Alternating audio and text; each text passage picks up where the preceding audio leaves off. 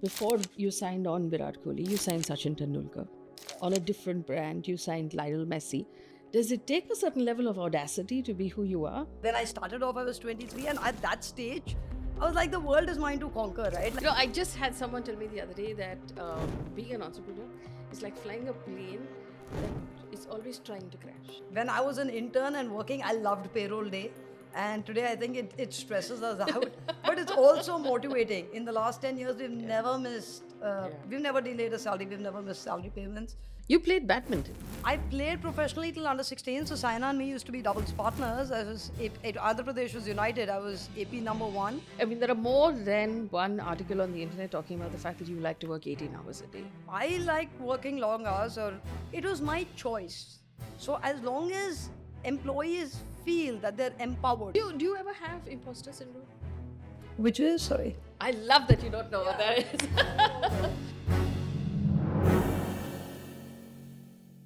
First of all, welcome. And thank you for giving me time and having this conversation. No, thank you so much for having me here, Faith. It's honestly an honor to be here. While this is a conversation about success, it's also a conversation about failure. In the journey that you've had, obviously there have been ups and downs. Was there ever a point as an entrepreneur where you thought, I'm not going to make the payroll this month? I won't be able to pay the salaries. And that fear, as someone who runs a business, is so scary because you're just like, oh my God, how am I going to do this? Did you ever face that? Absolutely, multiple times. Probably 6 months ago was the last time I faced it. Right? Really? Absolutely, because I think as an entrepreneur, you wake up every morning with a pit in your stomach, and that pit in your stomach is uh, forces you to get up to do whatever you envisioned you wanted to do. And I think ups and downs are a part of the business cycle. There's nothing you or me can do to control it, right? Like pandemic was one such example. All the plans that we had laid out were thrown out of the window overnight, right? Uh, so yeah, I mean, when I was an intern and working, I loved payroll day. And today I think it stresses us out, but it's also motivating. In the last 10 years, we've never delayed a salary, we've never missed salary payments.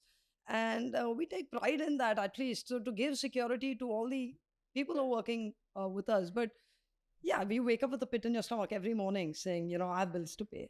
Yeah, and a lot of times the younger people who work with me don't realize, even I brag about this, we've never missed a payday. It's not even been a day late. Nobody gets that unless you're sitting on the other side of the table Absolutely. as to what it takes to never have missed that day. But tell me what happened in the pandemic. So pre-pandemic, we were selling in about 750 points of sale across India. We had about 4 brands, fully stocked up inventory. March, I think. March, yeah. 2020. So spring, summer 20. So the season launch happened. March, all the inventory went in, and then the world came to a standstill. So the first 2 weeks, it was like, okay, it's a paid vacation. We'll see what happens. And then 2 weeks later, we realized that we do not know when the market will come up. Clothes are sitting in the stores. We have 750 stores stocked to perfection with no idea when they'll turn up. And I think for me at that point, I thought that was the end because nobody could tell you when COVID would get over, when the pandemic would get over, or what life on the other side would be. And I remember that stage going to Axel, they were terrace, and I was sitting with Mendran, who's on our board.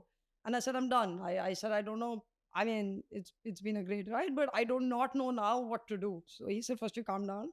Uh, what do you want? He said, are you willing to fight? I said, you know me, I'm always willing to fight. So he said, if you're willing to fight, then I'm in your side. We'll figure it out. I don't have the answer's not mine to this one because everybody's in the same situation that you are in. But why don't we get back to the basics and figure what we need, which are critical, essential for the business? So the first thing first was how do we pull in cash and move the inventory out? Uh, and thankfully, after 2 weeks, online started at least opening up. And we were ahead of our time by launching online. So when I launched Wrong in 2015, e-commerce of very, very early days, right? Flipkart, Myntra, very, very new names in the business. Most people consider these guys to be liquidation channels where old season inventory bahut maal hai, you go, you sell that inventory. It was very new, very nascent stage of e-commerce coming up, but I believe at that stage that it is a consumer driven market. Does not matter whether it's offline, online. It's wherever it's easy for the consumer To access. to access it. And I think we launched 50% with Myntra. When we launched, it was exclusive Myntra, 50%, and 50% with Shoppers Stop. So my distribution was well in place. So cut to pandemic 2020 when the world blew up, all the seeds that we had sown with Myntra and online really worked out. So from being 30% online business that year, we moved to 90% online business. So the inventory, which was the biggest bottleneck, actually helped get scale, get custom. I mean, customers were buying, but they were not going into stores to buy. And the type of clothes had changed. Like people are not buying, say, denim and shirts, a lot more t-shirts because you're sitting at home. Loungewear started doing well. So I think being nimble, being flexible, not let the anxiety getting the better of you. I think half the battle is in your own mind. I think if you mentally, like Mendran asked me, he said, "Are you ready to fight?" Like that means, are you mentally clear? And I think when you get that clarity, then it's easier to work. When you get overwhelmed, anxious, fear, whatever emotion, then Going into the pandemic, though, you had multiple brands, and then you came out of it as a single brand company. Was that tough?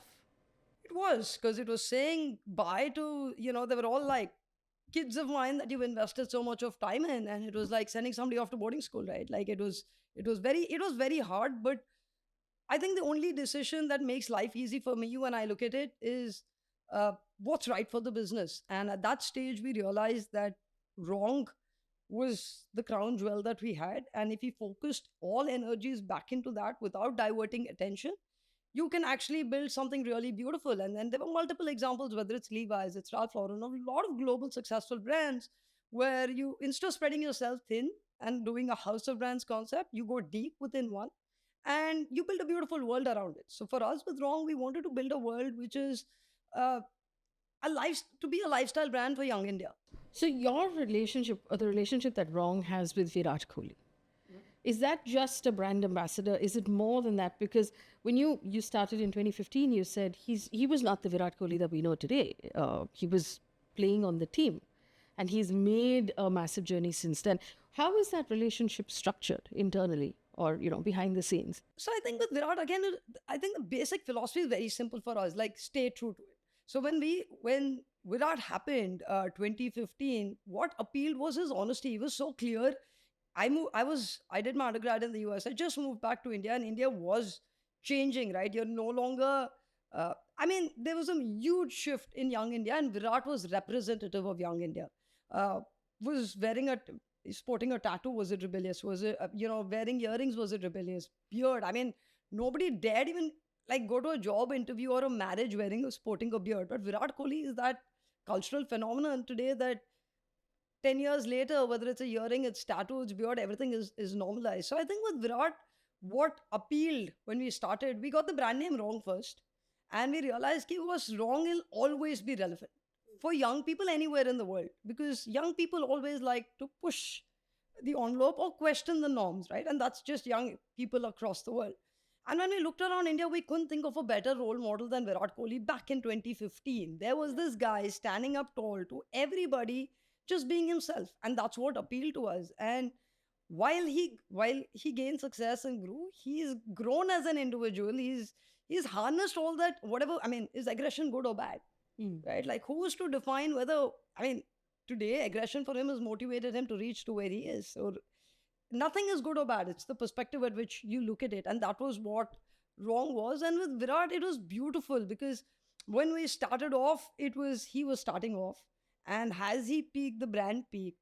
And I think we've been able, so the growth that he's seen as an individual has somewhere been parallel to where we've seen the growth of the brand. And what's remained true is we've been honest to Virat, the person. Like it's very easy to take Virat, he's a brilliant actor. So to take him to play a character or anything, right? He can emote on anything. But we wanted to stay true to Virat, the person, not even the cricketer.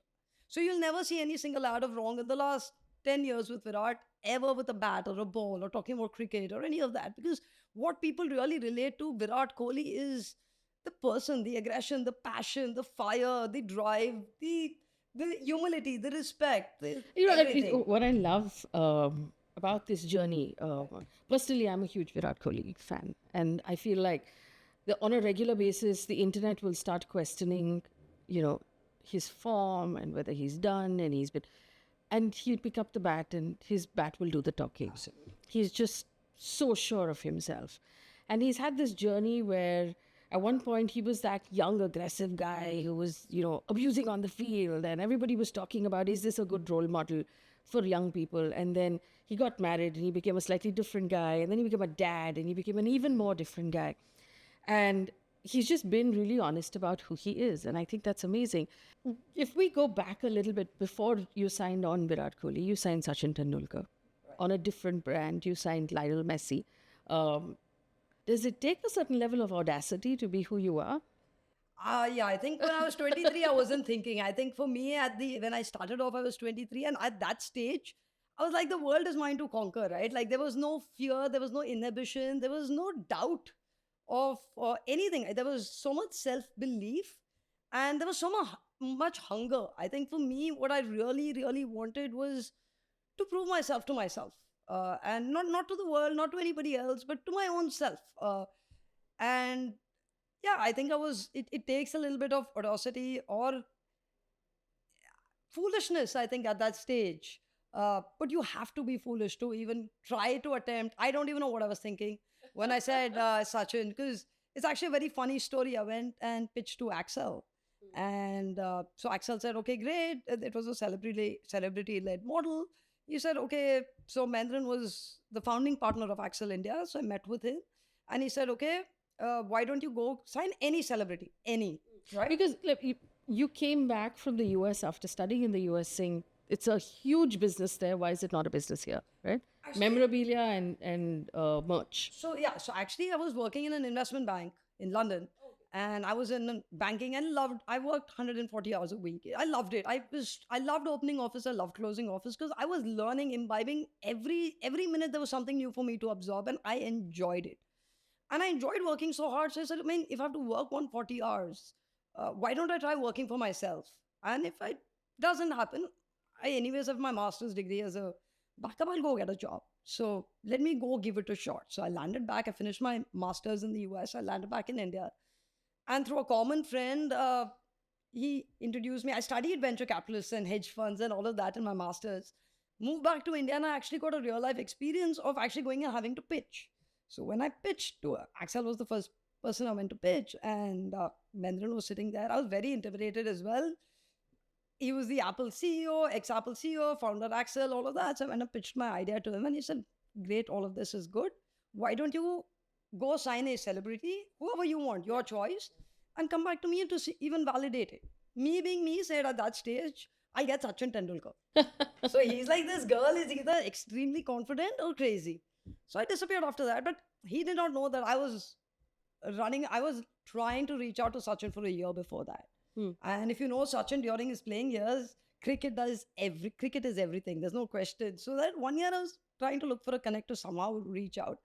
And when Mendran said, go sign anybody, I'm like, I've been 1 year chasing Sachin, I'll sign Sachin. So he's like, okay, whatever, go from here. I hope I never see you again. So I disappeared 2-3 months. By that time, London, I tracked Sachin down, all of that. We went and presented to both Sachin and Anjali, actually. And I still ask Sachin and Anjali till date, why did you take that leap of faith? I was 23, I came and presented, but he says, I don't know, you had that energy, you had that spark. So we came on board. So this was just before Sachin retired. Just before his 100th, the whole world was looking for him. And he signs this young 23-year-old saying, okay, done.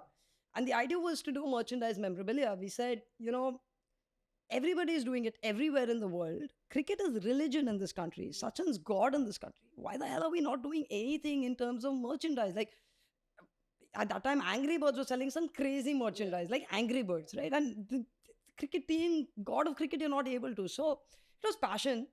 Loved sport, grew up playing sport, broken a lot of bones in my body playing sport. So sport was like a calling. So I think then finally Sachin, came on board with merchandise. We got merchandise memorabilia, and then I went back to Axel saying, listen, I got Sachin, now what? He said, now what? Now you got him and came, now I have to fund you. And that's how the Sachin Axel, relationship began. And Messi was also a crazy story. He was just sitting one day, Sunday in office. As a startup founder, your life is in office. Said, what next? After Sachin, how do we scale? And he said, Lionel Messi. It was one more crazy dream. I landed up in London. That's another crazy story. I used to sell memorabilia. There's this company called Icons. It's one of the world's largest memorabilia company till date. So I looked at the address and it said such and such address. So I didn't have the money to buy the memorabilia, so I took the address and I went. I took a black cab to the address and I rang the bell. So the guy's like, "Who the hell are you?" I said, "I'm from India." He said, "So?" I said, "I have come all the way from India. Let me in." So he said, "Okay, I'm buzzing you in." I said, no, I need to come through the fire escape. I'm claustrophobic. He said, those crazy Indian girls come and then she's telling me she wants to come through the fire escape. So I went on top. There's this man called Edward who used to manage Manchester United. He actually set up the entire merchandise for Manchester United. He's managed the Spice Girls. He's managed all of them. So literally cold call, me being crazy, went up, spoke to him. He again said crazy energy. That's how we started memorabilia globally with them. We signed up with them, and through him, we eventually got access to Messi as well. But after all of that, effort to sign Messi, it It didn't. bombed. It bombed, right? What was that like? It was heartbreaking at some stage, but I think the learning really helped me because when you signed Messi, I was very happy saying, "Oh, we've arrived. We got Facebook of Messi. He's going to post. The internet's going to crash." All of these great lofty thoughts. But my job there was signing Messi and pushing out the product. I did not understand the importance of supply chain, product, distribution, and we had outsourced that to partners. So I think my biggest learning out of that experience was control every aspect of the business. Even if you don't own it, it does not matter, but you need to have control on every aspect of the business. So when we started wrong, the first thing I did, even before anything, was get the supply chain distribution in place. First was distribution, made sure that we had a place to sell.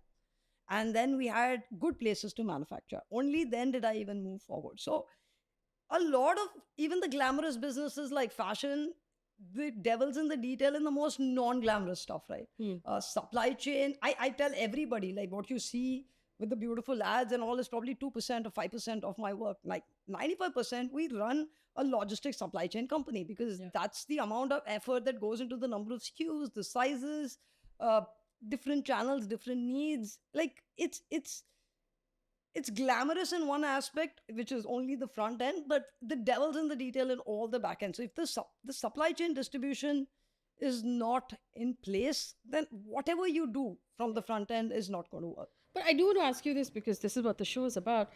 When you realized that, in spite of signing Messi, who's the biggest sporting star, even now, actually, arguably, and you've got this whole thing, and you look at it and you're like, is this not working?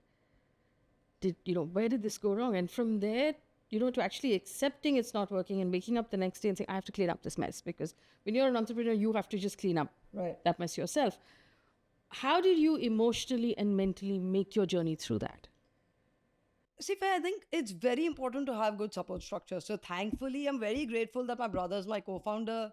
I think 1 year into me starting the business, he joined me and has been a massive, massive help in every way because you're truly in the same situation.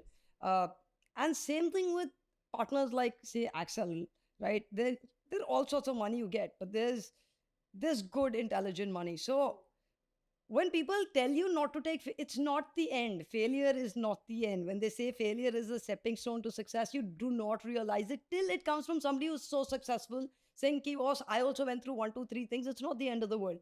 Not too many people tell you that. So whenever something happened, I would clear my head. I would go to Mehndran and say, this blew up, I'm done. And he's like, listen, calm down, Kate, multiple things have happened to multiple people in life. This is not the end. So I think when you're that age, when you're that young and that impressionable, and the world is so idealistic, you need somebody who you trust to believe in to say, ki boss, ups and downs are a part and parcel of life. What truly defines you is how you take those failures. Because when you're successful, there's adrenaline pumping and you think you can do no wrong. But only when you hit a roadblock, not even failure, you hit a roadblock daily as an entrepreneur, right? Failure may be these highlight events, but do I hit a roadblock daily? Absolutely. Because when you have a business, there are multiple aspects, there are multiple people. Anything is Murphy's law. If something can go wrong, it will go wrong. But what builds our character is our reaction to it, our handling of it, and your perseverance and grit. And I think those things are, I mean, the cliche, but honestly, when you actually act upon it, you realize the value on each of those things. And I think we take success and failure so literally. that it's either boom or bust. And I don't think it's that serious in life. I think after 10, 12 years in business, I've realized no one campaign can make or break me. No one season can make or break me. You're in this for, you're running a marathon. It's not a sprint. I just had someone tell me the other day that being an entrepreneur is like flying a plane that is always trying to crash. So the plane wants to crash. You're like, no, no, no, no, no, keeping it off the ground. And you're like, okay, today I survived. And then the next day, the plane will find a new way to try and crash. And you have to, like, figure that out. And it's just, that's the whole thing, just keeping it, keeping all the keeping it- bolts in. Exactly. I think it's more mind over anything else. Like, I think we define everything as 0, 1 or black and white. We don't realize that majority of life is gray. And nothing is so serious. Right now for me, it's like, okay, it's a bad day. Probably, just blow some steam off. I don't want to take any more decisions that day because anyways from morning things have gone bad. Back in the day, I would fret and fume about it and internalize it like my life is coming to an end and the business is over. But today I'm like, it's okay, it's a bad day. Probably leave office early. Don't take any decisions. Come back tomorrow with a clean head. And it'll get better. And I think also breaking things into smaller pieces. Or just breaking things. Yeah, just breaking things. That also helps. Why not? Yeah. No, but how important for you as a leader is the team that? Oh, extremely critical. I don't think anything I would have done is possible without the team, right? And I think teams at different stages have contributed at different levels. Some of them are still there with us from the last 10 years, from almost inception. They've seen my good, my bad, my ugly, all of that, and they're still here. But yeah, I think you're nothing without the collective energy of everybody working together. And I think that's where it's magical. I think the whole process of an entrepreneur is not, I mean, the destination of success of a paycheck is not the end goal, right? It takes if the journey is not fun and you're only saying paycheck, paycheck, paycheck, oh, you're going to be miserable. But if you have like-minded people, like-minded investors, like-minded channel partners, like-minded everybody around, like uh, Virat, Sachin, like all these people together, when they come together, the collective energy of everybody working towards something is so beautiful. I don't think you can. I mean, they say it takes a village to bring up a child. It takes multiple villages to take off to start a startup. Yeah. So you then pivoted from memorabilia into apparel, correct? What was the difference? What was that change? How did you make that change? What happened there? Collectively, it was a beautiful boutique business, right? While Messi was one aspect of it, Sachin we did very well. So we had the rights for Sachin's 100th. We had the rights for Sachin's retirement. We built some beautiful pieces of art. Like it was honestly, like for me, memorabilia, it still gives me goosebumps. But it was a beautiful business, which was boutique. It was not a scale driven business where you could, do 1,000 crore revenue and blah, blah, blah. Because I mean, I realized very early that people who could afford to spend a lot of this wanted it for free. And people who actually were desperate could not afford it. So 90% of my sales used to happen outside India in the cricket playing nations, whether it was Australia, it was England, so all of that. So, but one beautiful thing happened when we worked with Sachin. So we did memorabilia, which was high-end product, and merchandise because I wanted Sachin Tendulkar to be accessible to everybody. Who the hell am I to keep Sachin away from the country, right? Exactly. So we started with caps, mugs, anything basic that $100, $150 doesn't pinch your pocket, doesn't break your pocket. I remember Sachin's retirement driving through the stadium and he just got out. I said, I don't want to go in now. So drove past. And I saw a bunch of kids wearing I Love Sachin t-shirts. Like, you have I Love New York. We made I Love Sachin t-shirts. And I was like, wow. Like, first time I saw somebody wear, like, clothes were one aspect of the merchandise we had made. And I was like, seeing it was very gratifying. And I forgot about it. And next day morning, I took the morning flight back to Bangalore. And midday center spread had these bunch of kids wearing I Love Sachin standing out. I think we still have the newspaper in office. So what am I breaking my head over? Why can't we create Insta merch, merch was given us freebies, especially through like movie promotions and all of that. So you couldn't build a business. You couldn't build a Disney or a Marvel on merchandise in India. It was too early. But I said, why can't we build a youth fashion brand? If I can sell, we sold a lot of I Love Sachin t-shirts in a matter of 2 weeks. So I said, if I can sell t-shirts like this, instead of calling it just t-shirts, can I create a young brand for young India? And that's how the idea of Roam came about, saying, can we pivot out of just merch into actually a young fashion brand curated for young men. Mm. And that's how Virat came about. And so the Sachin really helped with multiple aspects of, like, he taught me grace, he taught me humility, he told me, I mean, perseverance, grit. Like, some of these things are embodied. Like, growing up in India, if Sachin got out, you would break the TV or you would turn it off. My brother-in-law used to scratch himself till he bled, right? He grew up in Dubai and he was so cricket obsessed. If Sachin got out, he knew India was out. So he would just like scratch himself. Or he had a little Hanuman reciting the Hanuman Chalisa, praying for India to win. And that was Sachin. Sachin was an emotion which was a heartbeat for all of us kids growing up, seeing him. And those days, I remember Sachin saying, he's like, we used to have McDonald's meals before a massive international game because Forex was an issue, everything was an issue. And India wasn't what we are today back in the day. So when you see that man and the grace and humility faith that he has, like I've taken, like we've had lunch meetings where he'll get up and serve whoever is next, like whoever my colleague is with me. The guy who's come with me says, hey boss, don't talk to me for an hour. Sachin just served me. I don't even, let me just, digest that moment. So I think with Sachin, there's been a lot of all of that. And he's really stood by. Like, what I've learned from Sachin is if he believes and takes a stance, anybody can be on the other side. He will take a stance. And that takes a lot of character. And for a young 23-year-old woman, for somebody like both Sachin and Anjali to take a leap of faith and support me in every aspect is honestly gratifying even till today. When we talk about running startups right now, there's the one aspect of you raise the money from the VCs. And then you go out and you just capture market. You bleed, because it's not so important to actually, turn profitable and to run a viable danta business, right? And the other way to do it is to actually watch yourself on an annual basis to make sure that this is my timeline. I'm going to start bringing in a profit. I'm going to keep this tight. Which one are you? I think I'm a combination of both. I don't think it's an either or. Fundraise is highly glamorized in today's world. It's not easy. Every time you lose money, as a CEO, as an entrepreneur, you're worried about your next fundraise. There is no guarantee that there is more money coming or that there's money at all. So for every entrepreneur, you need to hit scale. It's a balance between scale and profitability. And I mean, if you're profitable without scale, that also doesn't make sense. So for that, you need capital. But somewhere you have to have your eye on the unit economics.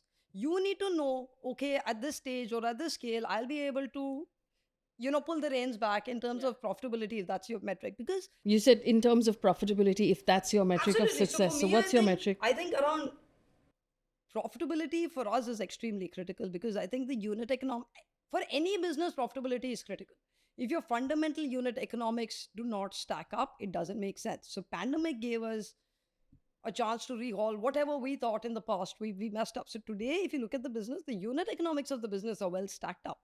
It all depends now on certain amount of scale and certain amount of external factors to see how this business plays out. But from a foundational standpoint, can we be profitable? Absolutely. When will we be profitable? It could be in the next 12 months if we desire so. But the basics are the unit economics. If you have the fundamentals in place, then okay, I'm giving up this amount of profitability for scale, or I'm giving up this amount of scale for profitability. And that toss up at different stages, you need to prioritize different things. And it's not like, okay, today I'm prioritizing scale. But for the last 3 years, we prioritize profitability. How important is it to find the right kind of investor? Because you also need someone who understands what your vision is. I think I tell this to most founders who come and speak to me. There is access to capital today in India. You get all types of capital. Getting the right investor, getting the right team, I cannot emphasize how important it is. That can actually make or break you. Because when things go good and you have momentum, you'll have 10 term sheets on the table. When things go bad, even a term sheet that you have will be pulled from the table. So that's when you need people who are willing to walk the talk, who actually believe in you, and they're not momentum players. They're there with you for the long term. They understand that it takes 15, 20 years to build a business, and they're with you through that process. And if it takes little lesser money, little lesser valuation to get that sort of an investor on board, I would do it 10 on 10 times. You played badminton Yeah. almost professionally or Professionally, professionally. actually. Professionally. Yeah, yeah. To what point? And why did you give it up? I played professionally till under 16. So Saina and me used to be doubles partners. Andhra Pradesh was United. I was AP number one. I used to play singles, doubles up to the age of 16. Then there was ICSE 10th class board exams, and that was a toss up in my life. And I never went to school. So 6th to 9th, I would wake up every day at 4 in the morning, go for training. 4 to 7 o'clock or 7:30 or something was training. Come back home. I had English was my first class, so I got permission to miss the first class. I'd go to school by 9, I think. Come back by 2:30, and then 3 o'clock back in the stadium. Those sporting years really helped me even today. So when people ask me in office advice, I'm like, throw your kids into sport because failure, when you talk about it, you learn that first in sport because every match you can't win. And you have to learn to take failure in your stride, cope with that anger at that young age. I was 8 years old, and then prepare again all over again for the next day, for the next day, for the next day. So sport for me was an extremely, I think it taught me hard work, it taught me discipline, it taught me taking failure in my or loss in my stride. I think some of these things at a very early age got very ingrained. Like even I used to compete at those days. There were not too many girls. It was Saina and me, and I think 2, 3 other girls in the whole like camp. Most of them were guys. So competing with guys, like you almost there was no gender difference in my head. Well, because you played with all the kids around the same age, gender didn't come in. So I think you never thought, oh, I'm a girl, I can't beat a guy. At that stage, everybody can beat everybody. You're below 12 years old, and I think a lot of those fundamentals from that early age actually have helped. And from so, why sports. did you choose academics and not sports? I Like, had multiple injuries, Faye, and one thing I was very clear I wanted was independence. I did not want. I wanted to be I wanted to be independent, and sport at that stage did not like badminton. Not even sport. Badminton was very very nascent. It was just coming up, and I broke my shoulder 6, 7 times. I've dislocated my shoulder. Multiple. I mean, sports. Everybody has physical injuries. So all I thought to myself was I'm one injury away from my career ending. Whereas education is something that'll last. And by till 10th, I was just anyways playing the fool. I did my first midterm and my finals, and the principal would say, okay, promote. But 11th, 12th is when I actually went to school. And I think it helped. I think when I look back, I think I learned a lot from sport, which helped. But also education, just the experience of living abroad. It was different. And I think uh, no regrets, but sometimes I miss it. You did, of course, unlike a lot of other young people, in spite of coming from a business family, decided to do your own thing and to not join the family business. Why was that? I think the inspiration was my mother in that very clearly because I saw her running her own business, not joining dad, not joining her parents, being extremely independent. And I think I wanted that for myself. And I think the way my mother's brought us up as well, all three of us, the three kids, was to be independent. And she said, what's your father's is your father's. It has nothing to do with you. If you want 2 square feet, be proud of the 2 square feet you want, but you own your own 2 square foot. And I think that was brainwashed, like almost brainwashed, saying, we never spoke about any, like mom always wanted us to be independent. And I think that's something she wished for all of us. And she set an example by doing it herself. So in my head, there was no other way. I did not want my freedom captured. I didn't want to, go join the family business. My first option was start my own. Second fallback option was probably get a job. If I were to ask you right now, as a woman entrepreneur, to talk to the other women out there, what would you say? Say believe in yourself and back your dreams, and there's no good time. I mean, when you start off, just take the plunge and you'll figure to swim. I mean, if you're going to overcalculate and overanalyze and I wait for the right time, there's no right time. And I believe Indian women need to back themselves more and put themselves out there. Everything else will fall into place. We need to believe in ourselves. We don't need somebody else to help navigate or hold our hand and drive us through that path. And I think we need more role models. I think, when you see everybody needs a hero to look up to, right? And when you have that hero to look up to, it makes life easier. So I wish a lot more success. There are a lot of successful entrepreneurs, a lot of successful women it'll be nice if they come out and share their stories, because it's very, very inspiring. Like when I see hear Indra Nooyi speak, or hear Kiran Mazumdar Shaw speak, it's very, very inspiring. And I remember as a young girl, these are the only two women that I could look up to. Yeah, I think if more women put themselves out there, and more women you see role models saying, "Oh, she could do it, I can do it," I think that is where the movement would start. Like you said, right? I think it's so important for women to talk about their journeys more, because you don't know, literally. And I've had so many of these experiences where someone will write to me saying that particular answer from that interview really struck a chord. And we put out an interview with Apurva Purohit, the podcast, and I've had women entrepreneurs write back saying it was so important for me at this point to hear her say what she said, or what Masaba said, that you will have challenges, it's going to feel like the world is collapsing around you, but you just hang in there, something is going to turn out, right? And I find it so empowering, because the evidence is, the fact that you are here is evidence that it can be done. Absolutely. If I can be here and get it done, I think anybody can. There's hope for everybody. I just think you've got to back yourself. I think the biggest thing as women we have is self doubt, and we're overcritical about ourselves. And I think if we mentally decide we want to do, like women decide in their heads they want to go up after something and get it, you will. So I think if you're able to just get over that mental fear of what if it doesn't work, nothing will happen. If it doesn't work, it doesn't work. You learn something that you will not make a mistake in your next time around. Uh, what is troubling is not trying. And I think everybody should be out there and try. And honestly, do not judge your self-worth with success or failure. I think work is a part of all of our lives. It does not define us. It doesn't make us who we are. Success or failure in work is not making you a good or bad person. And I think a lot of our self-worth is derived from that. And I think that needs to be broken first. Yeah. Do you ever have imposter syndrome? Which is, sorry. I love that you don't know what that is. I don't know what that is. Okay, so imposter syndrome is when, and I get the feeling you've never felt this, which I'm so happy about, is when you've reached a certain place in your career, or you've won a certain position, and you're thinking, do I really deserve it? Have they mistakenly got me here? Are they going to figure out that I'm just like faking it? No, I think I've worked very hard.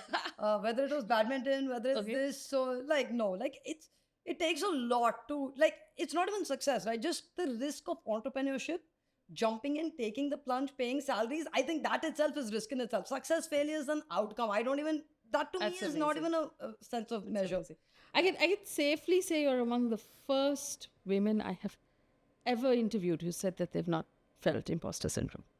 I think that's what I said. I think I'm blessed with the type of people I've surrounded myself with as well. And I think that's so important, Faye. It's so important.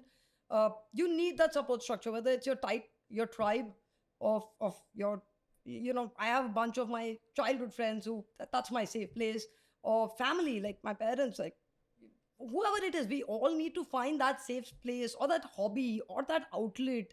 No, but I find that interesting, that hobby, that outlet, because I know Ruchi Sharma, who was here some time ago, is a sprinter. He sprints, that's his thing. Every day for an hour or more than that. Doesn't matter where he is in the world, he's got time set aside to hit the track and to do his thing. And I know people who bike and, who play tennis and whatever. You play badminton, you said. That's your outlet. I play badminton. I love a long drive. I love driving. I drive to work. I drive back. So, I mean, I find little avenues of outlets for myself. Otherwise, you're like a pressure cooker. You will burst. You live in Bangalore. You like to drive to work. Imagine that. I live in Bangalore and I drive. So, I really like You driving. really like to drive. Well, it's hardly, I mean, people in Bangalore would hit my comment section a lot. I'm from Bangalore. You don't go past 15 kilometers an hour in nothing's Bangalore. going to happen. But it's nice. It's just nice. I mean, the weather is so beautiful. How many cities can you roll down your window and drive? Bangalore's one of those. It's therapy for me. Like a drive music by myself is, however bad the traffic and roads are, is therapy for me. It's my time to introspect. It's me with my thoughts. Badminton is another outlet. When I'm too het up and there's say anger, then it's nice to just go play it out and get it out on a shuttlecock than anything else. So, and then I think it's also the safety net of friends, family that you have, that, if I fall, people will hold me, and I think that's what you should invest in, like relationships. If you're so bound on success, failure on every step, you'll never enjoy the journey. And it is about enjoying the journey and accepting success with grace, like the way Sachin and Virat and all of them do, and taking failure also in your stride. Because I don't think I've introspected more than when something has gone wrong. When something goes right, you're like, yeah, it's good, great, done, we got it. But when something goes wrong, then you dissect, then you You know, sit. I have this amazing thing with my parents. They don't care what I have done outside the house. Absolutely. Right? So they, like, it can be, I could have gone on, done something absolutely amazing or picked up an award that I have been wanting for many, many years. And they have never once betrayed the fact that they are proud of me. It's just Indian parents. And they just treat me exactly the same. And then there have been moments in my career which have been absolute crap, and I have failed, and it's been like a public failure. And I'll walk into my parents' house, and they don't care. Nothing has changed. They will treat me like my mom will still ask me, "Can you grate this coconut and give it to me?" Right? Because it's just nothing has changed for them. And I've over the years learned to. When I was younger, I'd be like, "Why aren't you guys more proud of me?" Now I've learned to really value that because it's like a grounding, it's an earthing wire for me, right? Nothing changes. safe It's place. such a safe place. They don't care at all There's no what has judgment. happened. Failure, success, how good, how bad. I mean, in your parents' eye, you're like, I mean, you're the child they've always brought up, and it takes you back. It brings you, it gives you that grounding. Like mom's my, uh, uh, there's a sense of fear even now if I screw up. The conscience in my head or heart is my mother's voice. So you still, and you need that grounding in life. It makes a very, very big difference. And I'm sure with you as well, you value that when you go back. Yeah, absolutely. It's now for me one of the most precious things in my life is the fact that, I will go home and they will still say the same 5 things to me that they've been saying from the time I was Same a with my child. mom. She doesn't care. There's a board meeting. It's Diwali. It's Dasara. I want you home. There's a puja. Yeah. I'm a mother. I want you to come home. There's no questions asked about. Yeah, I don't care what's happening. Exactly. This So is- you do what you have to do. It doesn't matter. These are the rules of the house. You have to follow, right? And I love it. I really, really, like I said, I feel I'm blessed in life because if I'm sitting here and I'm able to do it, there's honestly hope for everybody out there. And you just have to back yourself and believe in yourself. That's it. I do want to ask you about this though. I mean, there are more than one article on the internet talking about the fact that you like to work 18 hours a day, which I respect. But that's a different culture from the world we're living in right now, where there is a certain level of criticism, especially against entrepreneurs for pushing teams too hard, toxic workspaces, younger people finding the pressure, simply unbearable. What's your response to all of that? How are you navigating where you came from and the world that you're currently occupying? See, I liked working long hours, or I mean, when you started off, you didn't have a choice but to work long hours to take it off the ground. But the difference is, I loved what I do. Whether it was long hours with badminton, which was physically grueling, or long hours with a startup, which is mentally grueling, it was my choice. So as long as employees feel that they're empowered to make their, I don't have a rule of timings in office. I don't care when somebody comes or somebody goes. I am not one of those old school people that says, "Oh, it's 9 o'clock, it's 9:30. Why are you? 9 o'clock is office time? Why haven't you reached?" For me, everybody has responsibilities. Everybody is an adult when you're working. You know that this is the output that I expect from you. Your time is yours. There are times I've told people, leave. Why are you sitting in office? Like, if there's no work, don't sit and while away time. If you get to spend that extra 2 hours with your kid, go home. There will be days in office where you will have to probably stay back late, and I'm not asking you to. If you have to get your work done, you'll probably have to do that. So I think we're always in the search for the right balance. Some days you drop the ball on your personal life, some days you drop the ball on your professional life. You have to decide what is priority between both, because that balance cannot be achieved only on one aspect. So something has to break at some stage. I think we need to stop glamorizing the quantity of hours that you put in and start talking about the quality that you're able to derive. Are you taking the brand eventually to listing? Is that the journey? Hopefully the numbers stack up, the scale stacks up. Yeah, it would be Yeah, a dream, and it would be a dream. So, in your mind, there will be a day when young men all over the country are wearing this brand? I think hopefully they already They are. already are. No, but Excellent. pulling it like no, but yeah, absolutely. I think we want to be the go-to brand for young India, and just not clothes, in every aspect of your daily life. If there's some way we can interact with you, engage with you, make your life happier, better, that would be very fulfilling, very rewarding. Because I remember shopping for like international brands when I was in college for my brother and bringing it back, and I'm like, why the hell don't we, have a homegrown? And sadly, Faye, half the brands are manufactured in India. So I don't know about the other industries and other sectors, but at least in apparel, we have, Yeah, and the really top quality global brands absolutely. You are name, made in India. absolutely. You name the best cashmere comes out of India, the best cotton comes out of India. I mean, there's so much like handwork that comes out of India. But all of the best part gets exported. So at least with Wrong, we want reverse colonization. I want to be that go-to brand which is homegrown, and you're proud to be that. So yeah. Thank you so much for giving me this time. No, thank you, Faye, for having me. You made me really comfortable as well. I'm so glad. I'm so glad. Almost felt like I was talking to a friend. So I'm thank you. so glad. Well, we're friends now, and I do know that the stories that you've shared are going to make a big difference to the people who are watching, men and women. So thank you. I really hope so. Thank Thank you, Faye. Thank you Thank for you. having me. All the best.